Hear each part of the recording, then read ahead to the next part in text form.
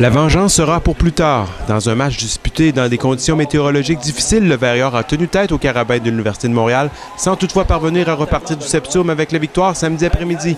Au final, les Montréalais ont signé une victoire de 15-6, une deuxième en autant de rencontres entre les deux équipes cette saison. Les conditions météorologiques n'étant pas favorables, soit de la pluie intense et de fort vent, ce sont les deux unités défensives qui se sont illustrées durant l'après-midi.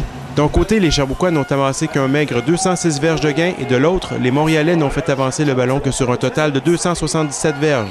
C'est donc au sol que tout s'est joué alors que le porteur de ballon retrançonné a été le plus efficace des deux camps avec un total de 109 verges avancées et 2 touchés. L'après-midi avait pourtant assez bien commencé pour les joueurs du Warrior qui ont été les premiers à s'inscrire à la marque alors que les Carabins leur ont accordé un toucher de sûreté tôt au deuxième quart. Les Montréalais n'ont cependant pas mis de temps à répliquer alors que le porteur de ballon retrançonné a franchi la zone début sur une course de 1 verge après une belle poussée offensive de son équipe. Quelques minutes plus tard, après un simple des Montréalais, William Dion a réussi son 70e placement en carrière, devenant du même coup le recordman du RSEQ au niveau des bottées de précision. Il dépasse ainsi l'ancien du Rouge et Or, Christopher Milo. À leur retour sur le terrain, les deux équipes ont continué à multiplier les gros jeux défensifs, Anthony Cody et Patrick Chénard réussissant coup sur coup des interceptions qui permettaient à leur équipe de s'approcher de la zone des buts. À la fin du troisième quart, c'était cependant toujours 8-5 en faveur des hommes de Danny Maciocia.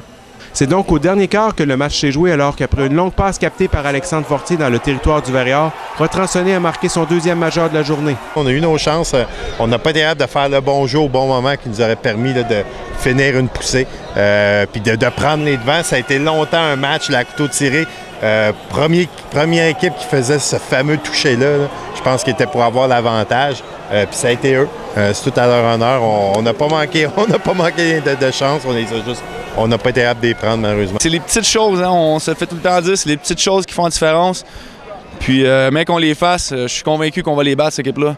L'an passé, en saison, on est sorti vainqueur des deux parties. Eux autres, cette année, c'est à leur tour, on va arriver en série. Puis, moi, je pense, puis je suis convaincu qu'on peut battre cette équipe-là n'importe quand. Les Sherbrookeois seront de retour à la maison samedi prochain alors qu'ils affronteront le Rouge et Or de l'Université Laval à compter de 13h. Pascal Morin, Warrior Télé.